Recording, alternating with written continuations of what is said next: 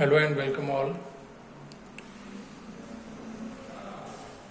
Last के lecture में हमने देखा था रेजोनेंस स्ट्रक्चर। तो रेजोनेंस स्ट्रक्चर में हमने दो चीज़ें सीखी थी, जिसके अंदर में हम बेंजीन का स्ट्रक्चर निकालते हैं, जिसके अंदर में पाई बॉन्ड और सिग्मा बॉन्ड्स होते हैं। यहाँ पे डबल बॉन्ड होता है तो एक सिग्मा और एक पाई बॉन्ड रहेगा डबल बॉन्ड में। सिंगल बॉन्ड ऑलवेज कौन सा बॉन्ड होगा? सिग्मा बॉन्ड होगा ऑर्गेनिक कंपाउंड में। और जहाँ पे डबल बॉन्ड आएगा तो एक सिग्मा और एक कौन सा रहेगा? पाई बॉन्ड रहेगा। One is sigma and one is pi bond, ऐसे दो। और ट्रिपल अगर चाहे आता है तो वहाँ पे दो सिग्मा बॉन्ड रहेंगे और एक पाई बॉन्ड रहेगा, याद रखिए, ठीक है। तो आज के इसमें हम लोग रेजोनेंस स्ट्रक्चर देखते वक्त में बेंजीन का जो बेसिक स्ट्रक्चर देख रहे हैं, जिसके अंदर में alternate single and double bond present रहेंगे। तो इसी को हम अलग अलग टाइप से लिख सकते हैं। जैसे आप अगर कोरिलेट अगर करें तो यहाँ पे डबल बॉन्ड, ये सिंगल और ये डबल। जैसे यहाँ पे डबल नज़र आ रहा है तो यहाँ पे सिंगल है ना, तो ऐसे भी लिख सकते हैं। या तो फिर और एक टाइप से लिख सकते हैं, ये हमारा ऑर्गेनिक है ना कंपाउंड है बेंजीन, तो इसको ऐसे भी हम लोग ड्रॉ कर सकते हैं। तो ये करेक्ट स्ट्रक्चर्स हैं बेंजीन के, स्ट्रक्चर्स ऑफ बेंजीन बोल सकते हैं, ठीक है। जिसके अंदर में सिंगल और डबल बॉन्ड होते हैं। जहाँ पे डबल बॉन्ड होगा तो वो बॉन्ड लेंथ होगी 133 पिकोमीटर और सिंगल बॉन्ड होगा तो 154 होगा, ठीक है, बॉन्ड लेंथ होगी, ठीक है। तो ये थे रेजोनेंस स्ट्रक्चर ऑफ बेंजीन। और उसी के अंदर में कॉन्जुगेटेड सिस्टम किसको कहा जाता है? जिसके अंदर में क्या होगा?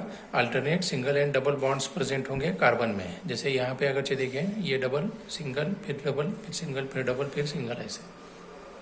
तो कॉन्जुगेटेड सिस्टम होती है पाई बॉन्ड की, जिसके अंदर में ये पाई बॉन्ड जो होते हैं वो हमेशा क्या होते हैं? रोटेशन में होते हैं, है ना। एक तो रोटेशन में होते हैं तो एग्जैक्ट पोजीशन हम डिनोट नहीं कर सकते कि डबल बॉन्ड कहाँ पे है। तो इसीलिए हम लोग ऐसे स्ट्रक्चर निकालते हैं, जिसके अंदर में डबल बॉन्ड सिंगल बॉन्ड ऐसे डिनोट करते हैं हम लोग, क्योंकि डबल बॉन्ड की पोजीशन फिक्स नहीं होती है। हमेशा डबल बॉन्ड क्या होते रहते हैं? रोटेट होते रहते हैं, घूमते रहते हैं, ठीक है। तो ये निकाला। अब यहाँ पे हमें देखना है कि यहाँ पे रेजोनेंस स्ट्रक्चर ऑफ बेंजीन देखते वक्त में हमें देखना है कि रेजोनेंस थ्योरी क्या होती है। रेजोनेंस थ्योरी, रेजोनेंस थ्योरी क्या होगी, किसको कहेंगे रेजोनेंस, है ना। कोई अगर ऑर्गेनिक कंपाउंड है तो रेजोनेंस में होगा या नहीं होगा वो देखेंगे हम लोग, ठीक है। तो पाई इलेक्ट्रॉन्स कॉन्जुगेटेड सिस्टम में जो होते हैं, है ना, तो क्या होते हैं? ऑलवेज डीलोकलाइज होते हैं, मतलब घूमते रहते हैं, ठीक है। तो ये पॉइंट फर्स्ट बोल सकते हैं हम रेजोनेंस थ्योरी के अंदर, ठीक। अब सेकंड क्या बोल सकते हैं? अगर कोई कंपाउंड में अगर कॉन्जुगेटेड सिस्टम है पाई बॉन्ड की, है ना, जिसके अंदर में हम लोग दो या दो से ज़्यादा लेविस स्ट्रक्चर निकाल सकते हैं। जैसे ये एग्जाम्पल दे सकते हैं, ये है लेविस स्ट्रक्चर्स, दो या दो से ज़्यादा। तो ये निकाल सकते हैं, ये निकाल सकते हैं, या तो फिर और एक निकाल सकते हैं। ये सारे क्या होंगे? लेविस स्ट्रक्चर्स होंगे, जिसके अंदर में डॉटेड फॉर्म में हम ऐसे निकाल सकते हैं। तो ये लेविस स्ट्रक्चर्स हैं बेंजीन की, है ना, लेविस स्ट्रक्चर। तो इसके अंदर में हम क्या कर सकते हैं? डीलोकलाइजेशन ऑफ पाई बॉन्ड्स बता सकते हैं कर्व्ड एरो से। कैसे? जैसे मान लो कि यहाँ पे मैं एक स्ट्रक्चर निकाल देता हूँ, अब इसको थोड़ा सा ध्यान से देखिए, है ना। अब यहाँ पे अगर मान लो डबल बॉन्ड दे दिया, सिंगल फिर डबल फिर सिंगल, ऐसे, तो ये डीलोकलाइज होते हैं। मतलब मान लो कि ये कार्बन को मैंने एक नंबर दे दिया, मान लीजिए, नहीं दे सकते, क्यों? हम यहाँ पे एक नंबर नहीं दे सकते। अल्दो हम कोई भी कार्बन को यहाँ पे नंबरिंग नहीं कर सकते। क्यों नहीं कर सकते? क्योंकि each and every carbon bond और बॉन्ड लेंथ और बॉन्ड एंगल सभी कैसे होते हैं? सारे सेम होते हैं, सभी कार्बन सेम होते हैं, इसलिए एक नंबर दो नंबर हम डिफ्रेंशिएट नहीं कर सकते। लेकिन हम क्या कर रहे हैं यहाँ पे? सिर्फ हमारे सिंप्लिसिटी के लिए, मतलब हमें समझ में आए इसलिए हम नंबरिंग दे रहे हैं। हम नंबरिंग कब दे सकते हैं? जब रिंग के ऊपर में कम से कम क्या होना चाहिए? एक सब्स्टिट्यूएंट प्रेजेंट होना चाहिए, कम से कम एक, तभी हम नंबरिंग दे सकते हैं। यहाँ पे हमारे सिंप्लिसिटी के लिए हम नंबर दे रहे हैं। तो ये एक, ये दो, तीन, मान लो चार, पाँच और ये छः, ठीक है। तो इसके अंदर में हम अगर डीलोकलाइज अगर करें, मान लो कि ये वाला बॉन्ड यहाँ पे चला जाएगा और ये वाला यहाँ पे आएगा, ठीक है, और ये वाला शिफ्ट हो जाएगा, इस साइड में आएगा। तो हम अब स्ट्रक्चर कैसे निकाल सकते हैं? स्ट्रक्चर कुछ ऐसे होगा, यहाँ पे डबल बॉन्ड आ गया, यहाँ पे आ गया और यहाँ पे आ गया, है ना। तो यहाँ पे 1 2 3 4 ये 5 6, है ना।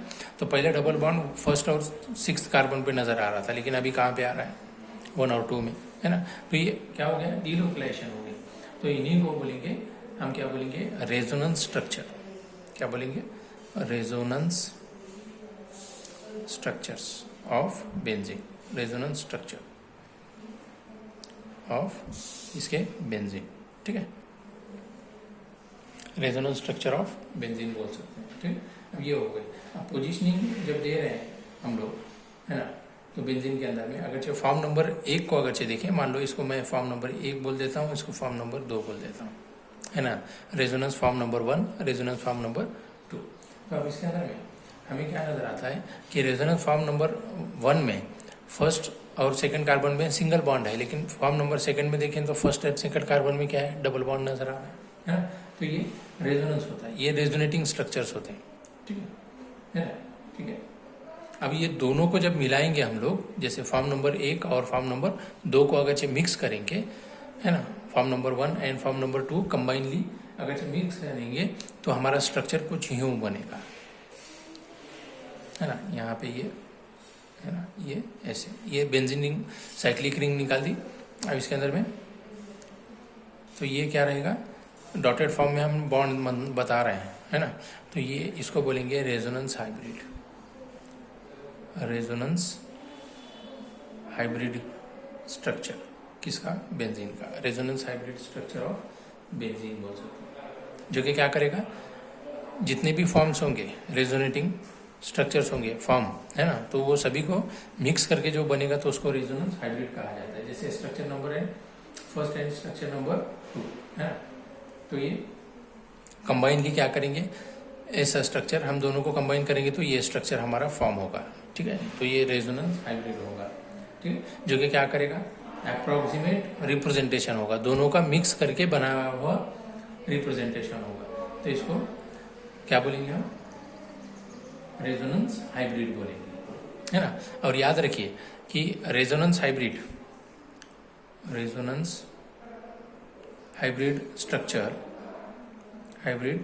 Structure is more stable than any of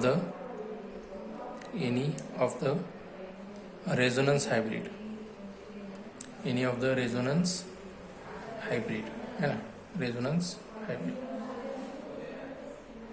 any of the resonance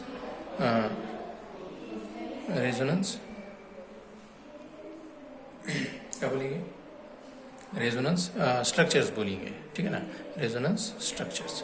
कोई भी रेजोनेंस स्ट्रक्चर से मोर स्टेबल कौन होता है, रेजोनेंस हाइब्रिड स्ट्रक्चर होता है, याद रखिए, जिसके अंदर में हम लोग क्या बता सकते हैं, ये मोर स्टेबल क्यों होगा, क्योंकि रेजोनेंस हाइब्रिड स्ट्रक्चर ये मोर स्टेबल होगा तो उसकी एनर्जी कैसे रहेगी, ज़्यादा एनर्जी होती है, मोर स्टेबल होती है ना। रेजोनेंस हाइब्रिड स्ट्रक्चर क्या होता है, मोर स्टेबल होता है। क्यों स्टेबल होता है, क्योंकि उसकी एनर्जी क्या होती है, मिनिमम होती है ना। एनर्जी कैसी होगी, मिनिमम। और याद रखिए कोई भी ऑर्गेनिक कंपाउंड की जितनी मिनिमम एनर्जी होगी उतना ही वो स्टेबल ज़्यादा रहेगा। अब जहाँ पे स्टेबिलिटी बढ़ेगी तो हमें उस ऑर्गेनिक कंपाउंड को ब्रेक करने के लिए उतनी ही ज़्यादा एनर्जी क्या करनी पड़ती है, बाहर से सप्लाई करनी पड़ेगी। तो जितना एनर्जी ज़्यादा लगाएंगे तो उसकी स्टेबिलिटी कम रहेगी, और जितना स्टेबिलिटी ज़्यादा रहेगी उतना ही एनर्जी ज़्यादा लगाना पड़ेगा हमें, ठीक है। मतलब स्टेबिलिटी डिपेंड करती है लोअर एनर्जी के ऊपर में। कंपाउंड की जितनी कम एनर्जी रहेगी उतना ही उसकी स्टेबिलिटी बढ़ेगी, और जितना स्टेबिलिटी बढ़ेगी तो उस कंपाउंड को ब्रेक करने के लिए हमें उतनी ही ज़्यादा एनर्जी सप्लाई करनी पड़ेगी, ठीक है, आगे समझ में। तो उसी को कहा जाता है रेजोनेंस एनर्जी। उसी को क्या कहते हैं, रेजोनेंस एनर्जी। क्या कहेंगे उसको, रेजोनेंस एनर्जी। क्या बोलेंगे, रेजोनेंस एनर्जी, ठीक। अब कोई भी अगर चाहिए रेजोनेंस स्ट्रक्चर आपको लिखना है ना, कोई भी राइटिंग रेजोनेंस स्ट्रक्चर करना है ना, रूल्स जो होते हैं, कोई रेजोनेंस स्ट्रक्चर को आपको लिखना अगर चाहे तो उसके रूल्स हमें पता होने चाहिए। तो उसके रूल्स हम देखते हैं 1 by 1, है ना। तो यहाँ पे लिख देता हूँ, मैं हेडिंग लगा देता हूँ, rules to be followed for writing writing resonance structure. Resonance structure निकालते वक्त में रेजोनेंस स्ट्रक्चर निकालते वक्त में कौन कौन से रूल्स को हमें ध्यान में रखना है, ये देखिए, ठीक है। तो यहाँ पे हम रेजोनेंस स्ट्रक्चर कब निकाल सकते हैं, जहाँ पे क्या हो, पाई बॉन्ड कॉन्जुगेटेड सिस्टम में हो, है ना, pi bond in conjugated system में हो। मतलब कैसे कॉन्जुगेटेड सिस्टम में, मतलब कैसे, जहाँ पे सिंगल बॉन्ड आएगा, फिर डबल, फिर सिंगल, फिर डबल, है ना, तो ये कॉन्जुगेटेड सिस्टम में आएंगे, तभी हम वो कंपाउंड को क्या बोल सकते हैं, रेजोनेंस फॉर्म में स्ट्रक्चर ड्रॉ कर सकते हैं। कंपाउंड क्या होगा, रेजोनेटिंग कंपाउंड होगा वो, ठीक है। तो अब यहाँ पे अगर चाहिए, ये फर्स्ट हो गया जिसके अंदर में पाई बॉन्ड कैसे होने चाहिए, conjugated system, alternate single double bond, एक पाई, एक सिग्मा, एक पाई, एक सिग्मा, ऐसे होना चाहिए। फिर सेकंड क्या बोल सकते हैं कि सभी जो रेजोनेटिंग स्ट्रक्चर्स होते हैं तो उनके अंदर में नंबर ऑफ अनपेयर्ड इलेक्ट्रॉन भी क्या होनी चाहिए, सेम होनी चाहिए। Must have same number of unpaired electrons, same number of unpaired electrons होने चाहिए। नंबर ऑफ अनपेयर्ड इलेक्ट्रॉन जो रेजोनेटिंग स्ट्रक्चर्स होते हैं, जैसे स्ट्रक्चर नंबर 1, स्ट्रक्चर नंबर 2, तो सभी में क्या होने चाहिए, अनपेयर्ड इलेक्ट्रॉन जो होते हैं। अनपेयर्ड इलेक्ट्रॉन मतलब जो बॉन्डिंग में नहीं होंगे वैसे इलेक्ट्रॉन, तो वो उनको क्या बोलेंगे, अनपेयर्ड इलेक्ट्रॉन, जो बॉन्डिंग में आए ही नहीं, ऐसे, ठीक है। आ गया समझ में, ओके, आ रहा है ना समझ में, ठीक है। फिर ये क्या होते हैं, रेजोनेंस स्ट्रक्चर होते हैं। अब रेजोनेंस स्ट्रक्चर को कंट्रीब्यूट करने में रेजोनेंस हाइब्रिड का भी क्या होता है, हिस्सा होता है। मतलब रेजोनेटिंग स्ट्रक्चर्स जब भी हमें ड्रॉ करना है तो उसकी हाइब्रिड एनर्जी जो होती है, रेजोनेंस हाइब्रिड, तो वो भी देखनी चाहिए कि उनकी एनर्जी कम है या ज़्यादा है, या स्टेबिलिटी के बारे में भी हमें सोचना पड़ता है ना। मतलब उनकी एनर्जी भी देखेंगे हम लोग और स्टेबिलिटी भी, एनर्जी एंड स्टेबिलिटी भी कंसीडर करनी पड़ती है, कितना स्टेबल है और कितनी एनर्जी है, ठीक है, ये भी देखना पड़ता है। ओके, मोर स्टेबल होगा तो एनर्जी कैसी रहेगी, लोअर एनर्जी रहेगी, और लेस स्टेबल होगा तो एनर्जी ज़्यादा रहेगी। तो जितना कम एनर्जी रहेगी उतना स्टेबिलिटी ज़्यादा, और जितनी एनर्जी ज़्यादा उतना स्टेबिलिटी कम रहेगी, है ना। ओके, चलिए, तो कुछ एग्जांपल्स हम क्या करते हैं, सॉल्व करते हैं, जिसके अंदर में रेजोनेंस क्या होगा, स्टेबिलाइजेशन प्रेजेंट रहेगा। तो ऐसे कुछ एग्जांपल्स हम देखने की कोशिश करेंगे। जैसे मान लो कि मैं एग्जांपल दे रहा हूँ जिसके अंदर में हमें रेजोनेंस हाइब्रिड और रेजोनेंस स्ट्रक्चर हम दोनों को कंबाइन करके बनाएंगे, तो उसको देखेंगे, रेजोनेंस स्टेबिलाइजेशन, ठीक है, जिसके अंदर में पाई इलेक्ट्रॉन प्रेजेंट रहेंगे। जैसे मान लो कि एक सिंपल केस देख रहे हैं हम लोग, CH3 सिंगल बॉन्ड NO2 का, है ना, सिंगल बॉन्ड NO2 का। ये NO2 के स्ट्रक्चर को हम कुछ ऐसे लिख सकते हैं जिसके अंदर में ऑक्सीजन पे क्या रहेंगे, लोन पेयर ऑफ इलेक्ट्रॉन्स रहेंगे, जैसे ये, है ना, ये, और इसके ऊपर में एक नेगेटिव चार्ज रहेगा। तो यहाँ पे देखेंगे, अब यहाँ पे नाइट्रोजन पे पॉजिटिव चार्ज आएगा, ठीक है। तो ये स्ट्रक्चर किसका देख रहे हैं हम लोग, CH3 NO2 का, है ना। तो ये फॉर्म नंबर, मान लो कि ये फॉर्म नंबर हमारा 1 है, रेजोनेंस स्ट्रक्चर नंबर 1। अभी इसी को क्या करेंगे हम, रेजोनेंस स्ट्रक्चर नंबर 2 बनाएंगे। तो जहाँ पे CH3 प्रेजेंट रहेगा, अब यहाँ पे देखिए नाइट्रोजन, अब यहाँ पे डबल बॉन्ड नज़र आ रहा है नाइट्रोजन ऑक्सीजन में, इस ऑक्सीजन पे डबल बॉन्ड नज़र आ रहा है। अब इसको चेंज करेंगे और क्या करेंगे हम लोग, यहाँ पे डबल बॉन्ड बनाएंगे। उसको कैसे बना सकते हैं, जैसे मान लो कि यहाँ से ये जो निगेटिव चार्ज मतलब लोन पेयर ऑफ इलेक्ट्रॉन्स हैं, यहाँ पे बॉन्डिंग में आ गए, मान लो यहाँ पे, ठीक है, यहाँ पे बॉन्डिंग में आ गए। तो यहाँ से ये क्या होगा, शिफ्ट करेगा, सिंगल में कन्वर्ट हो जाएगा। ये सिंगल वाला डबल में आ गया और डबल वाला सिंगल में आएगा। तो कैसे होगा, ये ऑक्सीजन, यहाँ पे एक नेगेटिव चार्ज और ये 2 लोन पेयर ऑफ इलेक्ट्रॉन जो पहले ही प्रेजेंट थे। अब यहाँ पे ऑक्सीजन के ऊपर में यहाँ पे डबल बॉन्ड आएगा, ये ऑक्सीजन और ये इलेक्ट्रॉन पेयर। तो यहाँ पे अब क्या होगा, यहाँ पे नेगेटिव चार्ज आ गया, ये पॉजिटिव चार्ज यहाँ पे, है ना। तो ऑक्सीजन यहाँ पे कन्वर्ट हो गया सिंगल का डबल में, और ये डबल का सिंगल में कन्वर्ट हो गया। तो ये form number 1, resonating structure number 1, structure number 2, तो ये दोनों कंबाइन हो गए। तो इसको बोलेंगे हम लोग रेजोनेंस स्ट्रक्चर। अब ये दूसरा एग्जांपल देखेंगे हम लोग, दूसरा नेक्स्ट एग्जांपल। जिसके अंदर में हम एग्जांपल देखेंगे। जैसे मान लो कि यहाँ पे मैं स्ट्रक्चर निकाल देता हूँ CH2 double bond, CH single bond, CH double bond, CH2। अब हमें क्या चाहिए, रेजोनेंस जब भी देखते हैं तो हम क्या चाहिए, पाई इलेक्ट्रॉन्स होनी चाहिए अल्टरनेट सिंगल एंड डबल। जैसे यहाँ पे डबल सिंगल डबल है ना आ रहा है, तो यहाँ पे मान लो कि ये डबल पाई इलेक्ट्रॉन्स यहाँ पे शिफ्ट हो गए है ना, और यहाँ से कहाँ चले गए, इस कार्बन पे आ गए है ना। शिफ्टिंग देखिए, हाँ ठीक है। अब इसको हम अगर से दूसरे स्ट्रक्चर में निकालने हैं है ना, इसका नेक्स्ट स्ट्रक्चर है ना, रेजोनेंस स्ट्रक्चर, तो कैसे निकाल सकते हैं। अब यहाँ से एक इलेक्ट्रॉन निकल गया है ना, तो यहाँ पे कौन सा चार्ज आएगा, पॉजिटिव इस कार्बन पे, तो निकालते हैं CH2 सिंगल बॉन्ड CH, यहाँ पे डबल बॉन्ड CH, और यहाँ पे क्या रहेगा, ये सिंगल बॉन्ड रहेगा, तो यहाँ पे ये CH2, ठीक है। यहाँ से इलेक्ट्रॉन चले गए तो ये लूज किया, इसलिए पॉजिटिव चार्ज, यहाँ पे डबल पे कन्वर्ट हो गया। अब यहाँ से इलेक्ट्रॉन शिफ्ट हो रहे हैं इस कार्बन पे, तो यहाँ पे कौन सा चार्ज रहेगा, नेगेटिव चार्ज रहेगा। तो ये होता है Lewis structure, that is resonance structure form number 1 and form number 2। तो ये दोनों को मिला के जो बनेगा तो क्या रहेगा, रेजोनेंस स्टेबलाइज्ड स्ट्रक्चर रहेगा। बात समझ में आ रही है, ठीक है। तो अब दूसरा देखते हैं।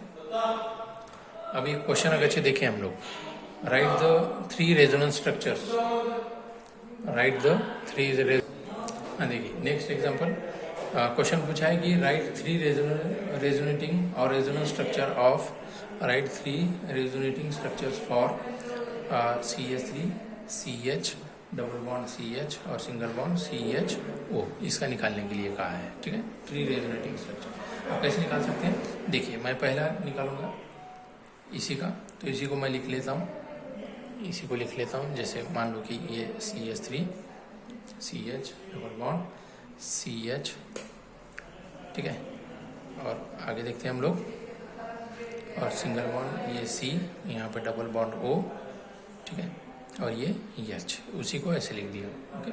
अब मान लो कि यहाँ पे ये फॉर्म नंबर 1 है, और यहाँ से इलेक्ट्रॉन्स कैसे कैसे होंगे, मान लो कि यहाँ से पाई इलेक्ट्रॉन यहाँ पे है ना चेंज हो गए, और यहाँ से ये ऑक्सीजन पे चले गए, और ये लोन पेयर ऑफ इलेक्ट्रॉन 2 जो ऑक्सीजन के ऊपर में प्रेजेंट रहेंगे। चलिए ये हो गया। अभी इसका सेकंड स्ट्रक्चर मैं कैसे बना सकता हूँ, जैसे ये CH3 सिंगल बॉन्ड ये CH, यहाँ पे अब ये डबल का कन्वर्जन सिंगल में हो गया बच्चों, ये CH सिंगल में हो गया है ना, तो यहाँ पे चार्ज आएगा पॉजिटिव चार्ज है ना, उसके बाद में शिफ्टिंग हो गई यहाँ पर,